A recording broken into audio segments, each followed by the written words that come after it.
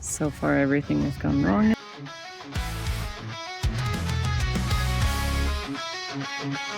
For we love to roam in the shadow of the Alps. We found our home.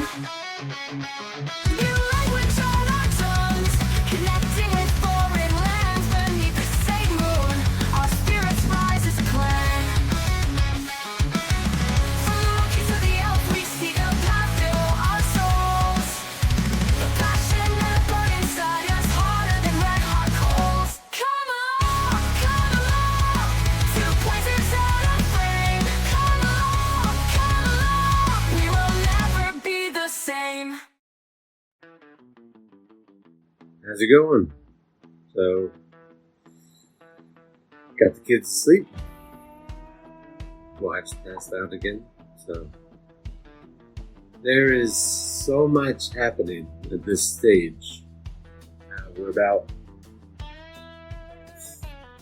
3 days now from our 6-month prior to departure date. So 6 months and 3 days from leaving for France. And we can file for a visa in 3 days' time. I would love to say we have a lot of time, but we just don't. At this stage, everything is taking off and happening so quickly. So I just feel like I've got to keep up on these updates, even if the children get rowdy, even if the wife falls asleep. So, cheers. Let me fill you guys in. So, I've created a whole checklist, and then at some point in the very near future, once we've gone through the process, I will have finalized that list of what I would call the 2025 requirements for a French visa, and I'll go over all the details of that in a future video and provide a copy of that finalized list for you guys to use, because that's just not something that I have, and every step of this way has been an insane, like, what's true, what's not true, what's required, what's not. Nobody's telling anything very straight, and I understand that everyone has like those unique conditions like we talked about before, but still, just to have like some baseline, like, well, you went through this process and this one's fairly similar, you could just figure it out.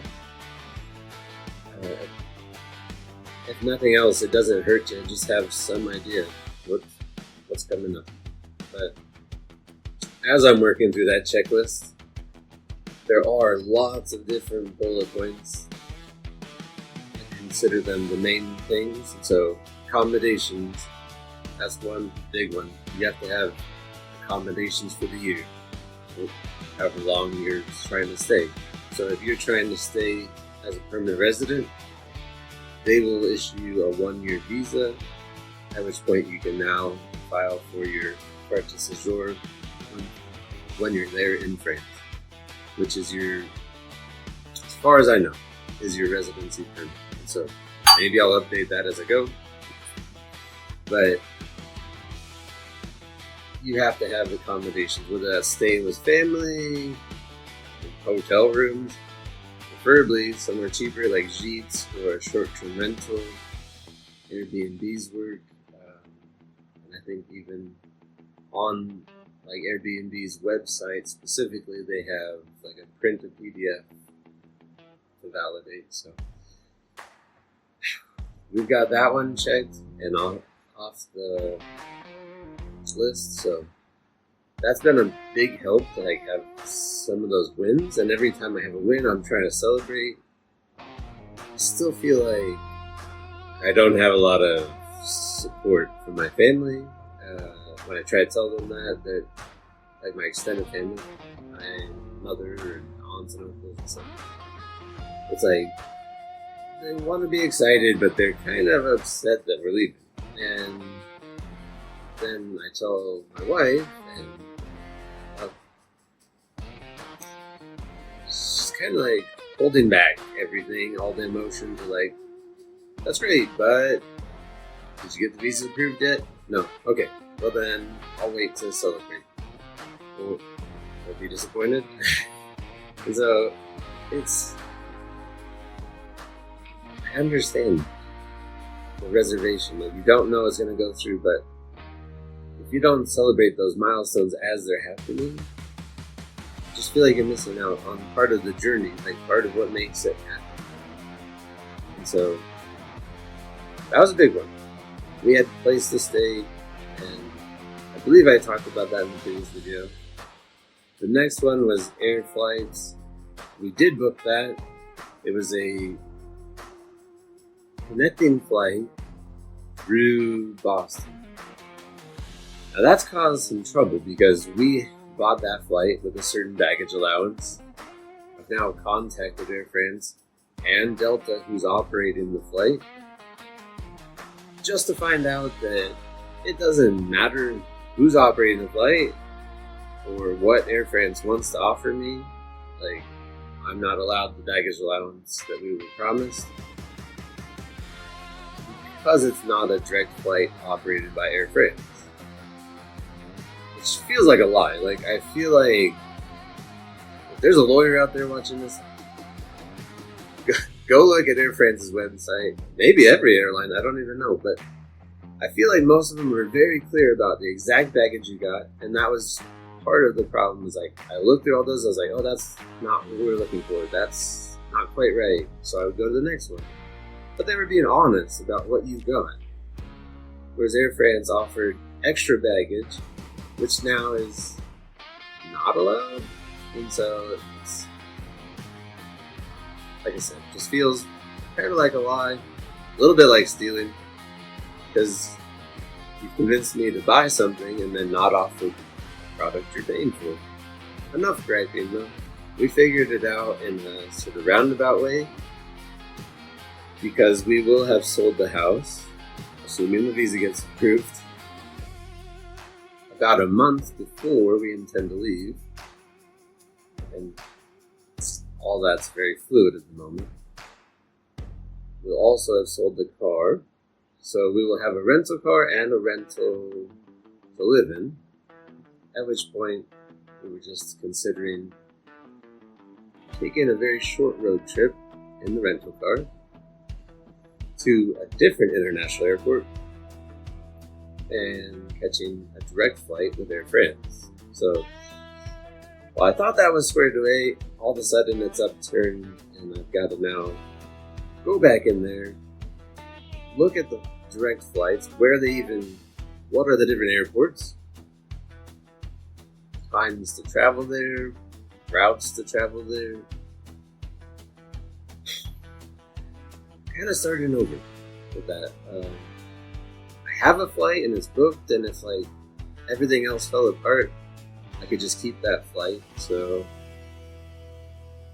it's like not as, oh, it's not happening. It's happening. It just would be better if it happened a different way. That way we could get the baggage allowance we were promised. Yeah. It's not fun to deal with these sort of things, especially because you send in an email or a phone call and they send it to some back room and you never get to talk to that person. Even though every time I talk to somebody at their company, it's like, you've got to explain this and explain it again. Then they have to like fifth explanation, and you sent them screenshots of what happened. Do they finally go, oh, I get it? Yeah, I'm not lying to you. I'm only seeking what was promised. I'm not seeking to like receive special treatment or alter anything. I just want what I paid for. Crazy. I know. You can get your accommodations, your air flight scheduled.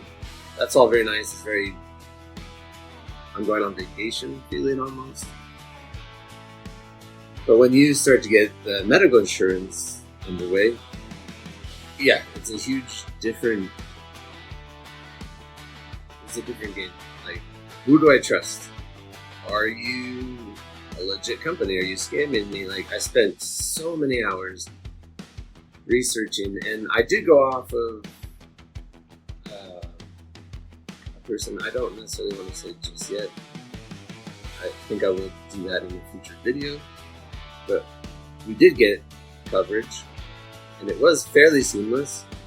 But like, there was definitely points during that process where I felt so scared. Like, is this a legit company? Is this just somebody about to take a large chunk of my money? And we don't have a lot, so it felt very scary to just proceed with something in another country, because this company is in France, and I went with them. They guarantee 100% rate that they've had no problems with people immigrating under this insurance, getting visas. So yeah, it went really well, but it did take a lot of vetting for me to feel comfortable. Going through, looking up the different companies, like when it pops up on the website, I would copy that, go to a new page, and get lost looking at that company over and over and over again, reading through all the documents. Never fun. Insurance isn't fun. No, maybe for a lawyer, I don't know, but I did not enjoy it. It is now done. That's a huge check in the box. When you start to do parts like that, you now have to. I started with accommodations, and there's a reason for that. The address of your accommodation has to match throughout all these documents. So you get the accommodation, you use that to get the insurance. It has to match on the insurance to the same address you put on the visa application. If there's a discrepancy, they might throw it out. And so just all those layers stack up.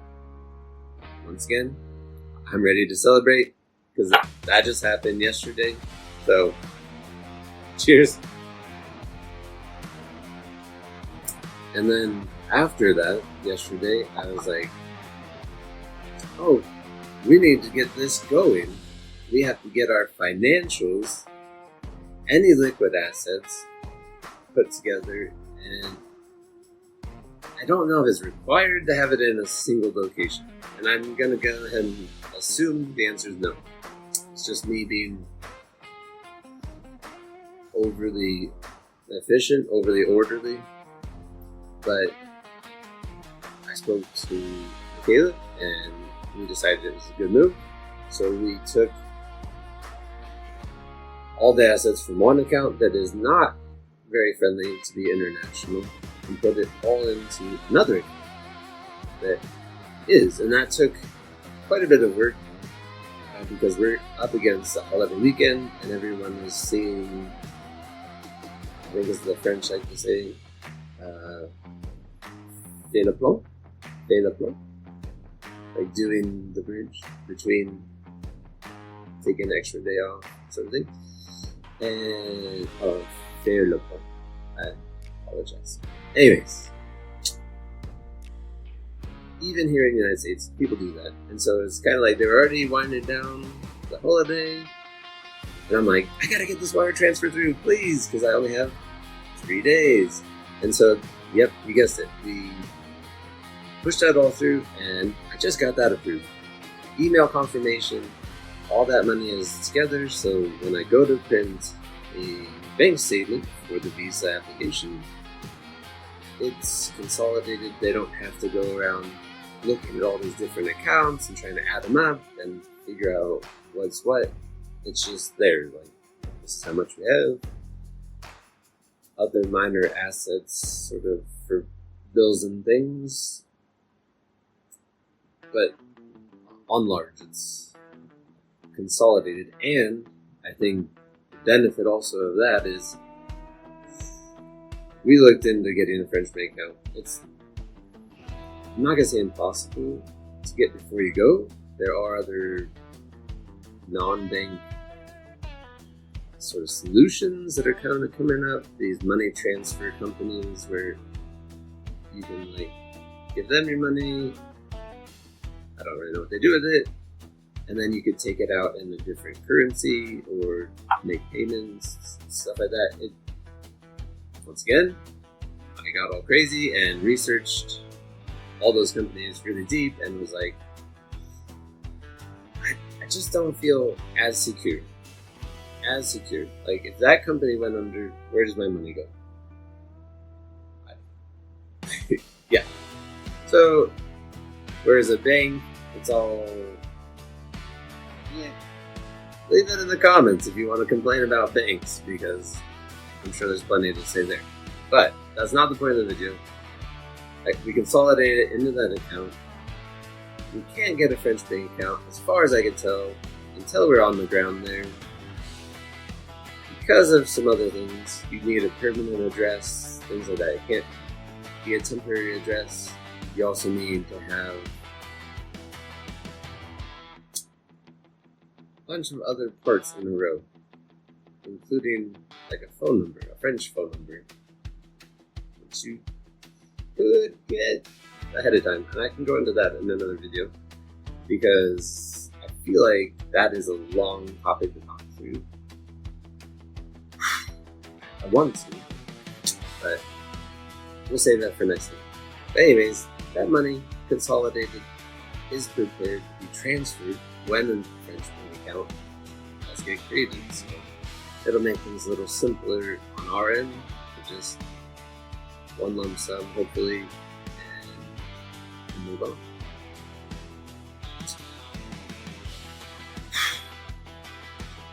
I also have on my checklist the schooling for children, and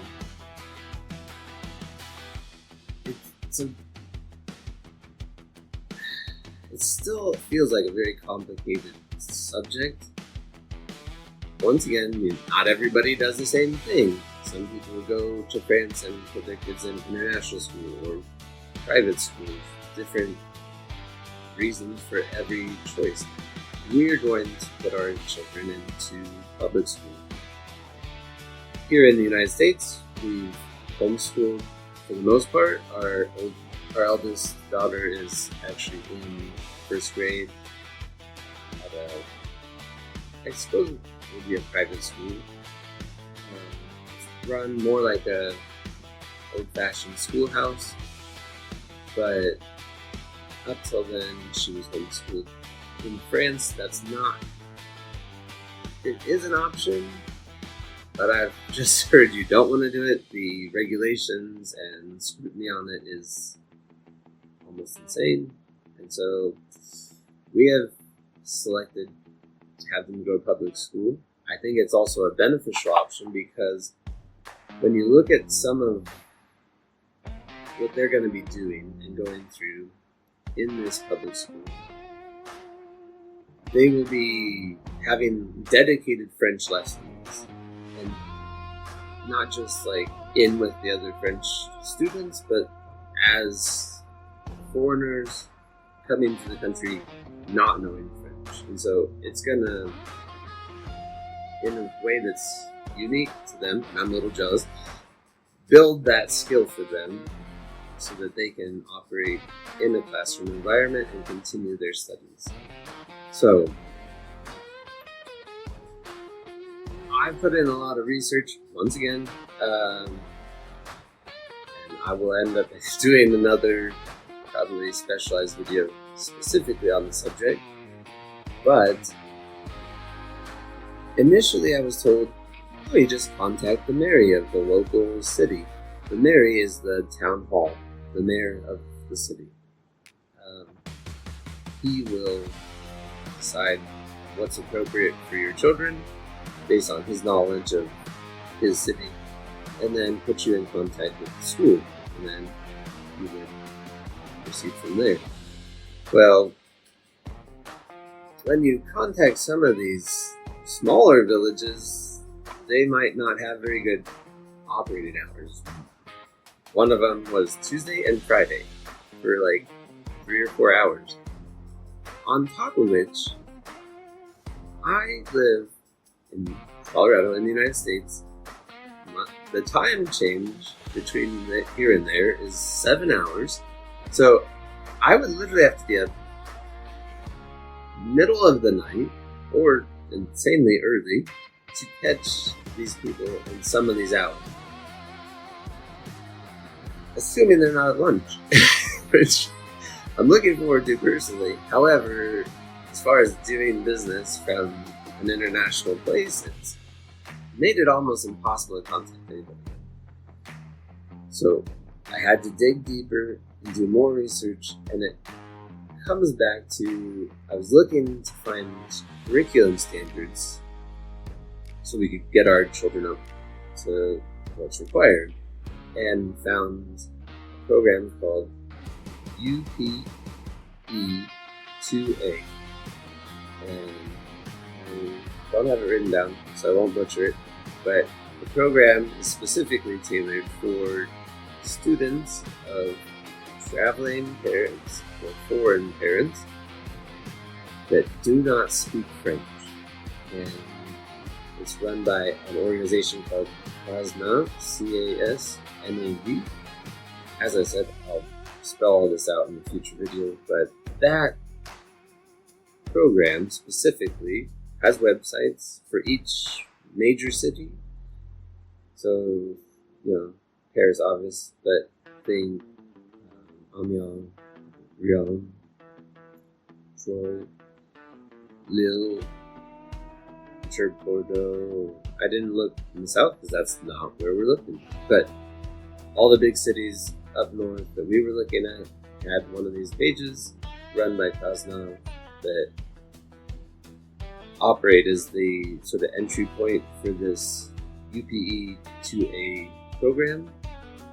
And those programs are required by the French government to be at every French school. Is that the case? That remains to be seen, because I put in emails and I haven't heard that to 2 different Marys, because we do have 2 different locations we will be living in. Initially, I went for the second location and tried to contact them because we will be there for somewhere around 8 months, depending on how fast we can find and purchase a house. Now I put in another email to the first location we're staying at because we will be there for 4 months, 4 of which will be during the school year, March, April, May, and June. I did not realize that at first because I didn't know their school year, their summer break doesn't start till July. And so those are the differences you gotta be looking out for. But that means they could basically have the first half of a year of school, and then wherever we purchase a house, continue school. Hopefully, I'm hoping we found a house by September. That's when school will start up again. So, do the schools have this program? Yes. Do they have a FLE, French for Foreigners teacher? Specifically, that remains to be seen, because those are not required at every school, and so there's a chance that our eldest daughter will be in a all French, all day class, and there'll be no English translation or assistance. I do feel bad about that as a parent. I know that will be a struggle for her, but I think when you get past that challenge, the immersion of it will also be an insane advantage and tool for her that some of the rest of us won't have. Obviously, her siblings will maybe have a different advantage of the slow build up and progression, not having to go straight in, but taking their time, learning as they go. All in all, though, On the visa application website, it says students require a certificate of acceptance. If I can't get a hold of a Mary because they're not really email people, they do seem to operate more offline. Here's our office hours, here's our phone numbers, sort of thing. So I want to wake up in the middle of the night and make a phone call. It might come down to that. I'm going to put it out there. That's also kind of daunting. I have to get over it. There will be logistical requirements in French, but just knowing like this is the initial contact of what's going to set up hopefully a successful relationship with the school for my children makes me nervous that I would get on the phone and not fully comprehend what they're saying. So while being on the phone in the middle of the night where I'm super tired. Anyways, enough complaining. I'm steadfast working on all of that, and that's a pretty thorough update of where we're at the moment. Come along.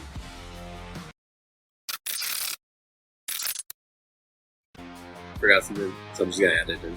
But we also looked at credit cards, and I'm sure once again do another in-depth video for you guys on that one.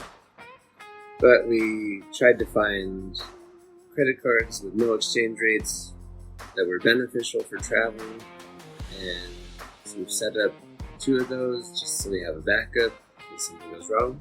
We've been on trips before where that did happen. We counted on one card and it didn't work. That's not a situation you would find yourself in, so redundancy is your best option here. Or in case of the visa, just having an exhaustive dossier of every paper. So keep that in mind. Look forward to our video about travel credit cards and our opinion on it. And until then, come along.